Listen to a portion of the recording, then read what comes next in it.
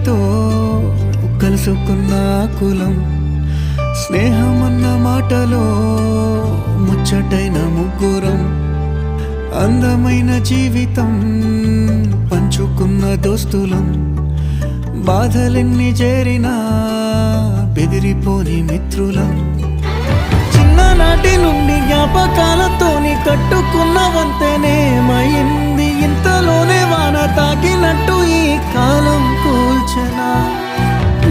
మనకు మధ్య దాచుకున్న మాటలంటూ లేనే లేవు ఇంతవరకు, ఇప్పుడెందుకో దాచిపెట్టే ఈ బాధే లోతున. అల్లుకున్న తీగతో కలుసుకున్న కులం, స్నేహమన్న మాటలో ముచ్చటైన ముగ్గురం.